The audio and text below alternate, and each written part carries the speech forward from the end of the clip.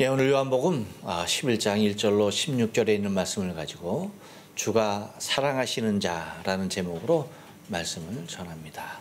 우리 다 같이 한번 인사할게요. 옆 사람과 인사하시고 앞뒤 사람과 우리 가족들과 함께 인사하실 때 지난 한 주간 동안 평안하십니까? 인사합니다. 지난 한 주간 동안 평안하십니까? 평안하십니까? 예, 평안하십니까? 평안하십니까?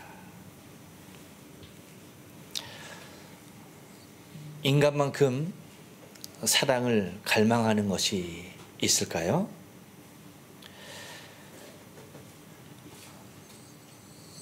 사람이 살아갈 때 많은 것이 필요하지만 그 중에 우리에게 만약에 사랑이 없다라고 한다면 우리 인생의 생명의 의미가 어디 있을까 생각을 해보게 됩니다. 만약에 우리 안에 사랑이 없으면요, 우리의 삶이 무엇과도 같을까요? 그것은 오히려 말 못하는 짐승보다 못한 그러한 삶이 우리의 삶으로 변할 것입니다. 그런데 우리 안에 그렇게 많은 사랑이 있음에도 불구하고 우리 중심 가운데 차지하고 있는 많은 사랑의 분량들이 나 자신이 원하는 사랑을 요구하는 데에 거기에 충족시키려고 하는 모습으로 가득하다라고 하는 것입니다. 이 얘기는 뭐냐면 우리에게 주어진 원래의 사랑의 모습은 절대적인 사랑이었습니다. 곧 하나님이 우리를 당신의 모양과 형상으로 창조하셨을 때에 우리에게 주신 하나님의 그 사랑이 우리 안에 가득했죠. 그 무엇으로도 변하지 아니하는 온전한 사랑이었습니다. 그런데 이 절대적인 사랑으로 우리가 인식해야 하는 많은 부분의 것들이 상대적인 사랑으로 인식해 버리는 그러한 모습으로 바뀌었어요. 이유가 무엇입니까? 이유는 다른 것이 아닙니다. 곧 내 안에 하나님의 온전한 사랑이 변질되어진, 곧 타락되어진 내 중심에 있는 사랑은 강아 저거 바꿔 모든 사람들이 거기에 신경 너만 보고 있잖아. 우리 안에 자리하고 있는 그것이 그래요. 네. 하나님의 절대적인 사랑이 우리 안에 와 있음에도 불구하고 그 사랑이 변질되어져 나 중심적인, 자아 중심적인, 그리고 매우 이기적인 상대적 사랑으로 변질되어 있는 것들이 우리 안에 가득하다라고 하는 것입니다. 특별히 여러분, 인간관계에 있어서 사랑도 마찬가지예요. 여러분, 누구와의 관계에 있어서도, 특별히 부부의 관계에 있어서도 그렇죠. 어떤 사랑의 관계가 있어야 됩니까? 절대적인 사랑의 관계여야 됩니다. 그런데 많은 부분에 있어서 어떻게 변질됐어요? 상대적으로. 당신이 나에게 어떻게 하느냐에 따라서 내 사랑이 그렇게 따라가고, 또한 내가 원하는 그 사랑으로 오지 아니하면 거기에 대한 많은 불만을 토로하는 경우가 많이 있다는 것입니다. 곧 이것은요, 하나님과의 관계에서도 우리의 사랑은 자아중심적이고 이기적인 사랑으로 이해되어지는 경우가 많이 적용되어지고 있는 것을 우리는 바라보게 됩니다. 매우 안타까운 일이 아닐 수가 없어요. 하지만 하나님께서 우리를 향하신 사랑은요, 절대 상대적이지 않습니다. 절대적인 것입니다. 하나님의 사랑은 변함이 없어요. 우리가 어떻게 하느냐에 따라서 하나님의 사랑이 우리에게 오는 그 사랑이 바뀌는 것이 아닙니다. 우리가 착각할 경우가 있어요. 하나님의 사랑은요, 절대 나의 행위에 따라서 하나님의 사랑이 내게 오는 것이 바뀌는 것이 아니에요. 하나님의 사랑은 언제나 같은 모습으로 나에게 오고 있습니다. 내가 어떠한 모습에 있든지 하나님의 사랑은 변함없는 겁니다. 그 사랑의 열매가 무엇입니까? 독생자 예수 그리스도였죠. 그 생명이었습니다. 그만큼 여러분, 우리의 죄의 모습과는 상관없이 하나님이 우리를 사랑하신 그 모습은요, 전혀 바뀌지 않았다는 것입니다. 단지 내 자신이 주를 바라보고 주를 향한 사랑이 매우 이기적인 모습으로, 자중심적인 모습으로 변질되어진 그 모습이 안타까울 뿐이라고 하는 사실입니다. 여러분, 오늘 본문을 통해서 등장하는 인물들이 있습니다. 그 중에서도 주인공으로 등장하는 인물이 병을 앓다가 죽음을 맛보게 된 나사로라고 하는 사람입니다. 그런데 이 본문을 통해서 주님은 나사로를 얼마나 사랑하셨는지에 대한 모습을 우리는 충분히 찾아볼 수가 있다는 거죠. 그리고 나사로를 사랑하시는 예수님의 그 사랑을 우리는 살필 수가 있는데, 이것은요, 나사로만을 그렇게 사랑하는 것이 아니라 나 한 사람 한 사람의 모습을 그와 같은 모습으로 사랑하시는 주님의 사랑과 상통하는 것을 우리는 바라봐야 하는 것입니다. 그래서 여러분, 다음 주에는 주를 사랑하는 자라는 제목으로 말씀을 드릴 거예요. 근데 이번 주에는 뭐예요? 주가 사랑하시는 자. 다음 주에는 뭐라고요? 그렇죠. 주를 사랑하는 자. 그렇지만 오늘은 주가 사랑하시는 자, 그 사랑의 모습, 주께서 사랑하시는 그 모습이 그 주께서 사랑하는 자에게 전달되어지는 주님의 사랑은 어떠한 모습으로 전달되어지고 있는지, 그 모습에 대해서 우리가 좀 말씀을 통해 상고하며 은혜를 나누길 원합니다. 여러분, 먼저 주가 사랑하시는 자는요, 한번 따라서 합니다. 당신의 영광을 드러낼 자입니다. 당신의 영광을 드러낼 자입니다. 예. 4절 말씀 다 같이 한번 읽어볼까요? 시작. 예수께서 들으시고 가라사대 때 이 병은 죽을 병이 아니라 하나님의 영광을 위함이요 하나님의 아들로 이를 인하여 영광을 얻게 하려 함이라 하시더라. 예. 여러분, 우리의 신앙의 삶 가운데 있어서 항상 늘 인식해야 할 부분이 바로 이 부분이에요. 뭐냐면, 하나님께서 사랑하시는 자는요, 하나님의 영광, 곧 우리 주님을 향한 영광을 드러낼 자인 것을 절대 잊어서는 안 된다는 사실입니다.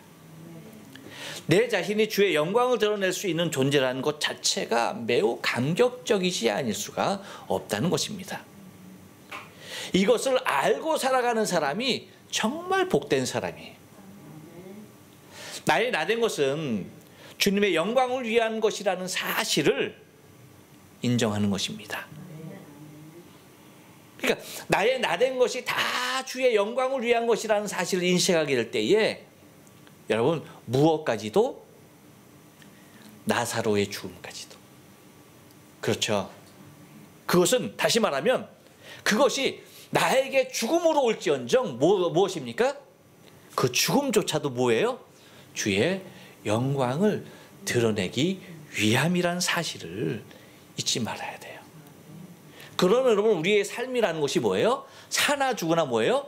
하나님께 영광이에요. 내가 이제 살아도, 그렇죠? 내가 이제 죽어도 누구를 위해 사는 겁니까? 주를 위해 사는 것이고, 죽어도 누구를 위해 죽는 거예요? 주를 위하여 죽는 거예요. 다시 말하면 나의 마지막 최종적인 삶의 단계인 죽음에 이르는 모습에 이른다 할지라도 그것은 무엇이다? 주께 드러내야 할 영광의 한 부분이라는 사실을 오늘 본문을 통해서 보여주고 있는 것입니다. 그래서 주님이 하시는 말씀이 이 병은 죽을 병이 아니다. 뭐예요? 병까지라도, 나에게 있는 병까지도 뭐예요? 주의 영광을 드러내기 위함이다. 그것이 뭐예요? 봐요. 하나님의 영광을 위함이요 라고 얘기하잖아요. 그리고 하나님의 아들로 이를 인하여 영광을 얻게 하려 합니다 라고 말씀하시는 것을 바라보게 됩니다. 우리에게는 때로 주님의 모든 것이 나 자신을 위하여 집중되어야 되는 식의 신앙을 갖고 있을 때가 종종 있어요. 그래서 주님이 나에게 이것저것 내가 원하는 것을 응답해 주지 아니하면 안 된다는 막무가내의 신앙을 갖고 있는 경우가 있다는 것입니다. 이것은 미숙한 신앙이 아닐 수가 없습니다. 성숙한 신앙으로 갈수록 여기에서 벗어나게 되는 것이죠. 성숙한 신앙으로 나의 일거수일투족이 모든 것이 주님의 영광을 위한 일로 우리는 몰입되어야 한다는 것입니다. 그것이 비록 나의 약함이라 할지라도, 혹은 나의 강함이라 할지라도, 나의 가난함이라 할지라도, 나의 부함이라 할지라도, 그것이 다 뭡니까? 예, 주님의 영광을 위한 일이 되어야 한다는 겁니다. 그렇기 때문에 나의 성공도 나의 실패도, 그리고 나의 삶에 있어서 나의 죽음에 이르는 모습까지도 다 주의 영광이 되어야 한다는 것입니다. 이것이 인생의 본분이기 때문입니다. 그렇기 때문에 주님이 말씀하시는 것은 그 병이라 할지라도 그것을 통하여서 뭐예요? 하나님이 받으실 영광이 있고, 그것을 통하여서 하나님의 아들로 인하여 영광을 얻게 하려 합니다. 곧 주님께서 받아야 할 영광이 있다는 것입니다. 다시 말하면 여러분, 이 땅에 생명의 삶을 가지고 살아가는 모든 사람을 통하여서 주님은 당신이 받아야 할 영광이 있는데, 주님이 사랑하시는 자가 뭐예요? 그 영광을 드러내는 자들이다 라고 하는 것이에요. 우리의 어떤 삶의 형편에 있든지 그 순간은 다 뭐예요? 주의 영광을 드러낼 일이다 라고 하는 것을 잊지 말아야만 합니다. 또 하나, 여러분, 주가 사랑하는 자는, 주께서 사랑하시는 자는 누구냐? 한번 따라서 합니다. 이해할 수 없는 사랑을 받는 자입니다. 예, 여러분 6절 말씀 다 같이 한번 읽어볼게요. 시작. 나사로가 병들었다 함을 들으시고 그 계시던 곳에 이틀을 더 유하시고 라고 말합니다.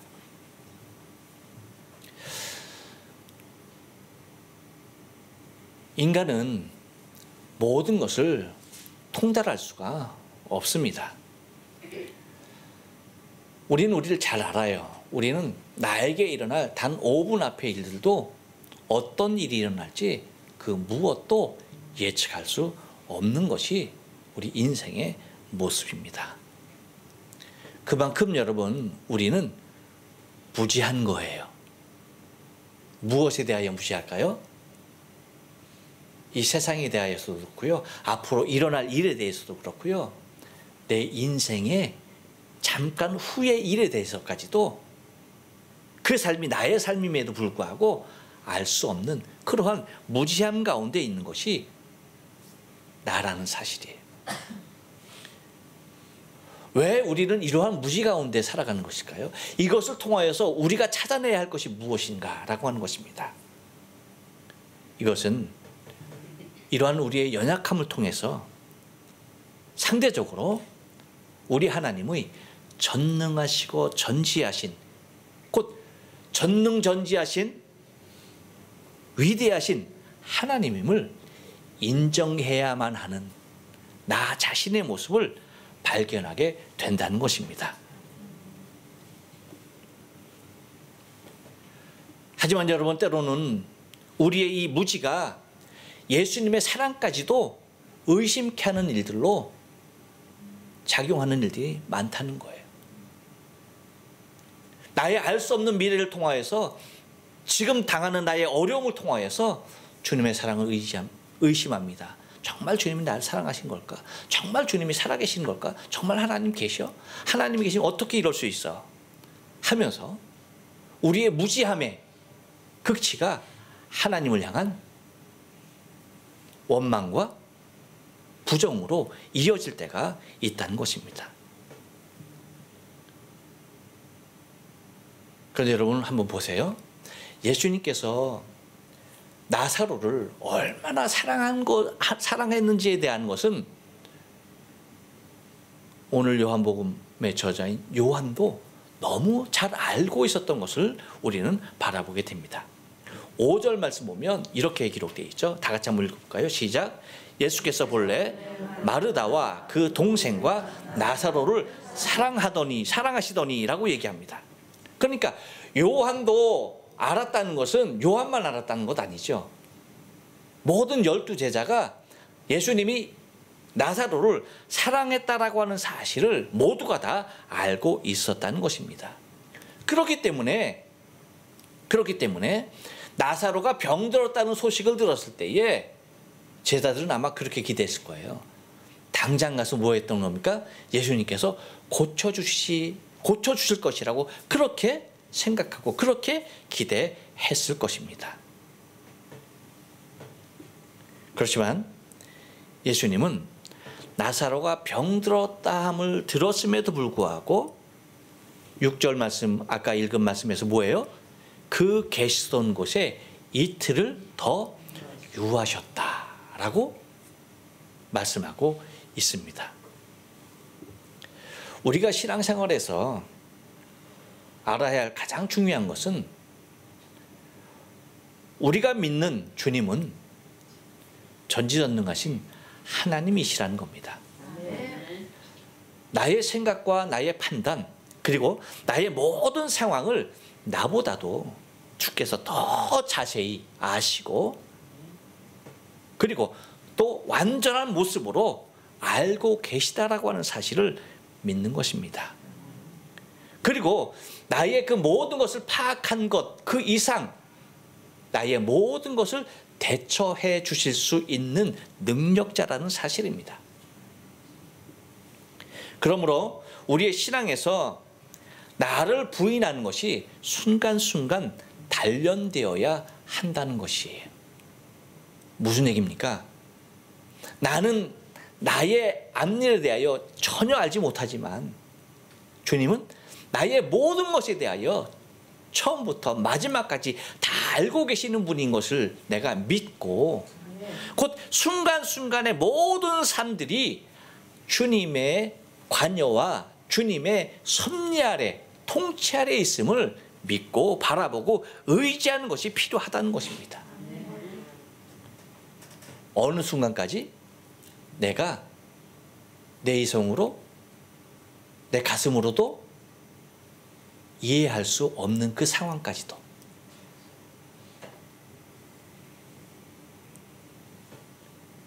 그런 상황에서까지도 모든 것을 다 주께 맡기는 모습이 필요하다는 겁니다. 때로는 내가 너무나 안타까워서 발을 동동 굴릴 수도 있습니다. 그렇죠? 하지만 그런 상황에서도 때로는 느긋하게 주님의 선하신 뜻을 의지할 수 있는 사람이 되어야 한다는 것입니다. 또한 우리가 그렇게 많은 부르짖음이 있음에도 불구하고 응답이 없을 경우가 있다는 것입니다. 그럼에도 불구하고 그 상황에서도 뭐 하는 겁니까?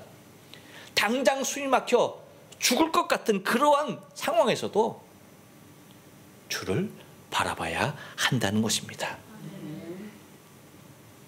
왜요? 우리는 주님의 모든 것을 이해할 수 있는 존재가 아니에요.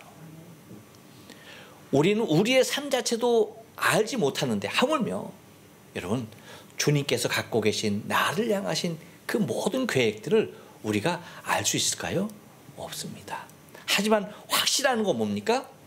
모든 것을 합력하여서 나에게 선으로 이루어 주실 좋으신 분인 것을 우리는 잊지 말아야 한다는 겁니다. 곧 주님은 그럼에도 불구하고 놀라운 사랑으로 우리를 사랑하시고 내가 하나님 앞에 사랑받고 있는 존재라는 사실을 바라볼 수 있어야 한다는 것입니다. 또 하나 주가 사랑하시는 자는요 한 번 더 따라서 합니다. 주의 사역에 밀릴 수 있는 자입니다. 네, 7절 말씀 다 같이 한번 읽어볼게요. 시작. 그 후에 제자들에게 이르시되 유대로 다시 가자 하시니. 여러분, 목회를 하다 보면 모든 열일을 다 제쳐두고 쫓아가야 하는 사람이 있어요. 무슨 얘기인지 아십니까? 이해가 안 가요? 뭔 얘기인지 모르겠어요? 이해가 갑니까? 예. 아무리 급한 일이 있어도 모든 걸 열일 다 제쳐두고 당장 쫓아가야 할 사람이 있습니다. 이유가 뭘까요? 이유가 뭘까요? 어린아이 같기 때문입니다. 지금 당장 돌아봐 주지 아니하면 안 되는 거예요. 지금 당장 살펴주지 아니하면 안 되는 거예요. 그런데 여러분, 반면에 목회를 하다 보면 항상 뒤에 밀리는 사람이 있어요. 무슨 얘기냐? 관심 밖으로 나가는 사람들이 있어요. 누구에게 있어서? 목회자에게 있어서. 목회자에게 있어서 관심 밖으로 나가는 사람들이 있어요.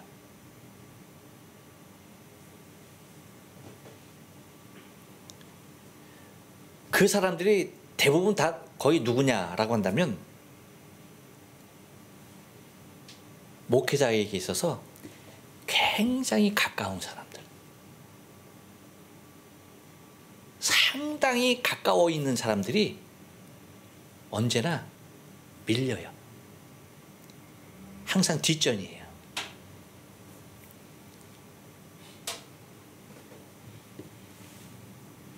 특별히 여러분 아마 많이 들어들 보셨을 거예요.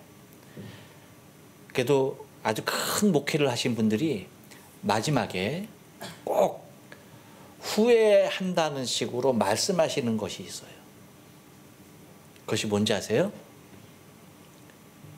내가 목회에 이거 신경 쓰느냐고 가족들을 살피지 못했다라는 말 여러분 한 번 이상씩 다 들어보셨죠? 못 들어보셨습니까? 그러면 이 시간에 한번 들어보세요. 그런 경우가 있어요. 근데 이 말에 대해서 여러분 어떻게 생각할지 몰라도 저는 그것이 그래서 후회하면서 그렇게 말씀하시는 것을 바라보게 돼요. 저는 근데 제가 개인적으로 보기에는 그거는 후회할 일이 사실은 아니에요. 그것은 그렇게 될 수밖에 없는 일이라고 저는 생각을 해요. 왜냐하면 저도 가만히 보면 그 경향이 상당히 짙은 목회자 중에 하나예요. 여러분 혹시 담임 목사로부터 나는 전혀 신경 쓰여진, 나는 눈에도 안 들어오는 사람인가 봐 하는 사람이 있으면 그 사람은 제가 굉장히 신뢰하고 있다는 사실 여러분 기억하시면 돼요. 무슨 얘기인지 아세요? 하지만 조금만 일이 있음에도 불구하고 전화하고 쫓아가고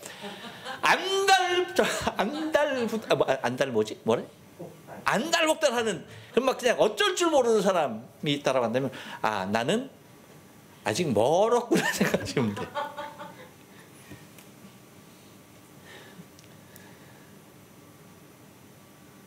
그런 모습이 있어요. 여러분,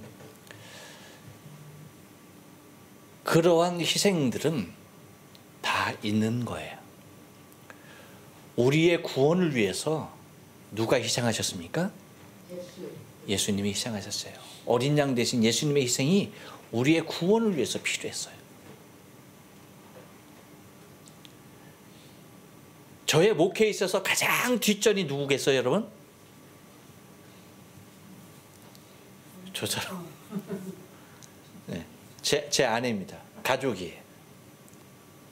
가장 뒷전이고요. 그 다음에 뒷전은 누구겠어요? 여러분들. 여러분들 저는 신경 쓰지 않아요. 왜 그래요? 네. 여러분은 너무나 올바른 모습으로 서 있기 때문이에요. 신뢰하고 있기 때문이에요. 오히려 여러분들에게 무엇을 강조하는 겁니까? 오히려 희생을 강조할 정도예요. 왜? 교회는 항상 누군가 그렇게 희생하는 사람을 통하여서 세워져 가기 때문이에요. 그렇게 희생하는 사람 없이 교회가 세워져 가지는 절대 않는다는 사실을 기억해야만 합니다. 지금도 마찬가지예요. 지금도 주의 일을 위해서는 누군가의 희생은 반드시 필요한 것입니다. 그 희생이 저와 여러분의 희생이길 원하는 것입니다.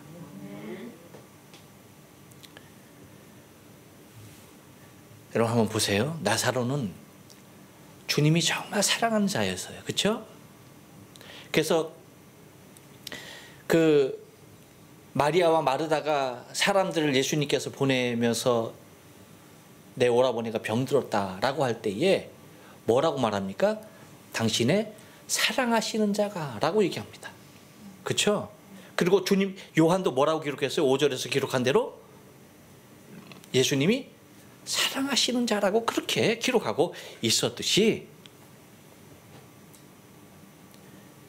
나사로는 주님이 사랑하는 자였지만 그가 병들었다는 소식을 들었을 때에 거기에 이틀을 유하신 것뿐만 아니라 뭐라고까지 말합니까? 이때 이틀이 지났어. 그 다음에 그럼 이제 가자다가 아니에요.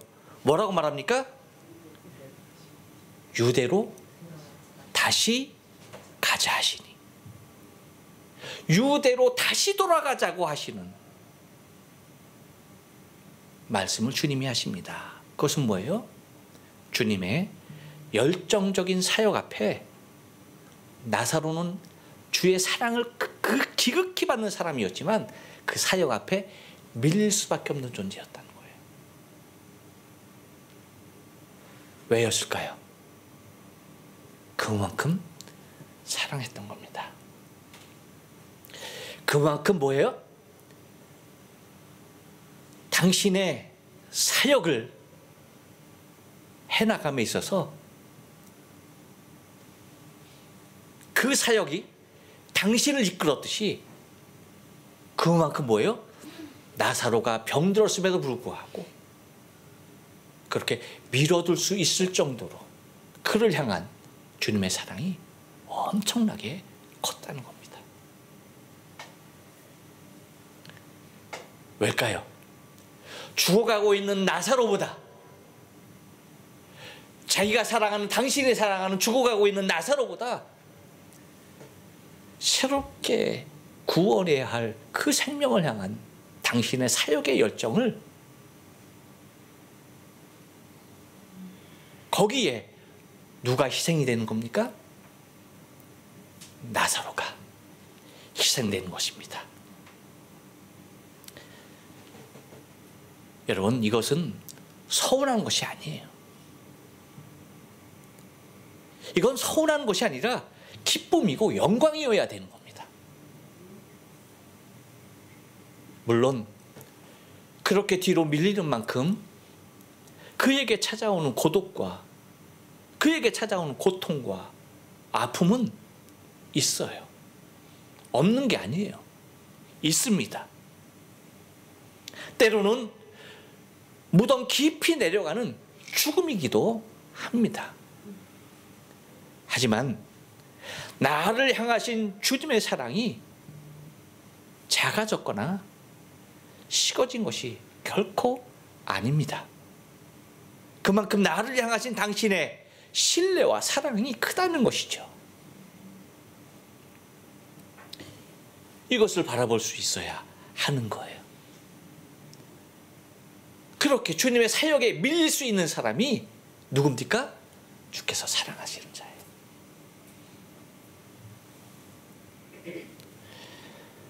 또 하나 주가 사랑하는 자는요, 한번 따라서 합니다. 주의 의도를 나타낼 자입니다.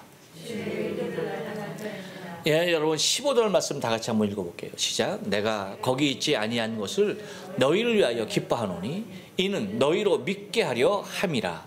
그러나 그에게로 가자 하신대. 이제 나사로는 죽었죠. 그렇죠? 나사로가 죽었어요, 분명히. 그런데 주님이 그 나사로의 죽음을 보고 하시는 말씀이 있어요. 그것이 뭐냐면 너희를 위하여 기뻐한다는 말이에요. 여러분, 죽음 앞에서도 기뻐할 수 있는 것은요, 우리 기독교밖에 없어요. 그렇죠? 죽은 사람을 앞에다 놓고 기뻐하면서 찬양하는 것은 우리 기독교밖에 없는 것입니다. 어떤 이유입니까? 개인적으로 죽음은 주님의 부르심과 아울러 영원한 생명의 시작의 순간이 되기 때문입니다. 그렇기 때문에 우리에게 있어서의 죽음은요, 결코 슬픈 일이 아니에요. 영광스럽고 기쁜 일이 아닐 수가 없는 것입니다. 이와도 같이 내가 거기 있지 아니한 것을이라고 얘기합니다. 거기가 어디예요?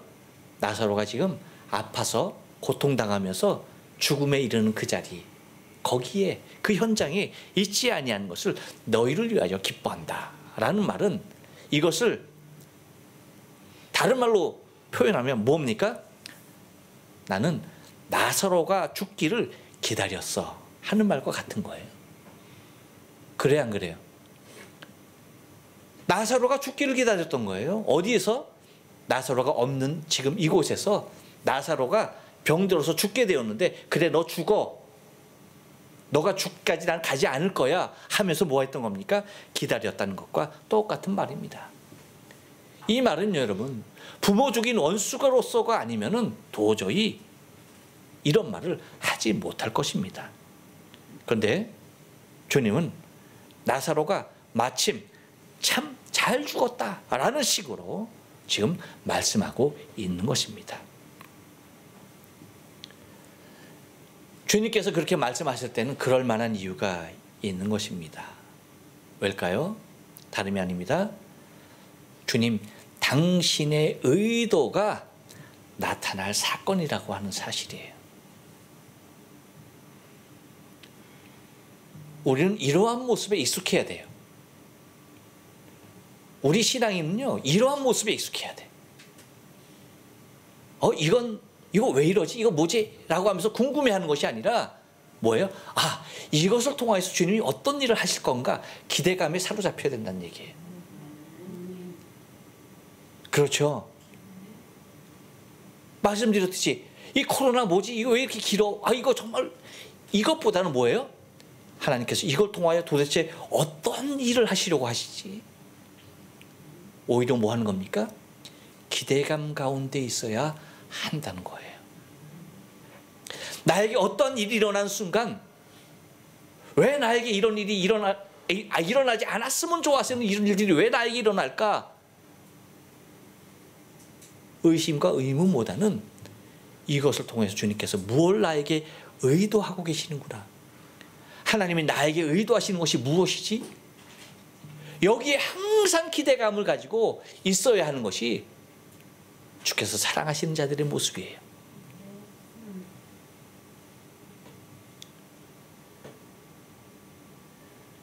왜 주님께서 지금 거기 계시지 않았다라고 하면서 기뻐하십니까? 그 이유가 뭐예요? 다른 것 아니죠? 이는 너희로 믿게 하려 함이라. 거기 있지 아니한 것으로 기뻐하는 주님의 의도는 다른 것이 아니었어요. 제자들로 하여금 믿게 하려고. 무엇을 믿게 하려는 것입니까? 다른 것이 아니죠. 예수님이 생명의 주인인 것을, 그리고 예수로 말미암아서 부활의 소망이 있다는 사실을 믿게 하시려고.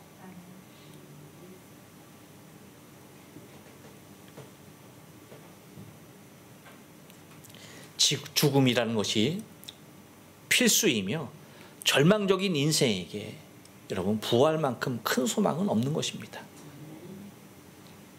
그런데 이것이 오직 주로 말미암아 될 수 있다는 사실을 제자들로 하여금 믿게 하시려고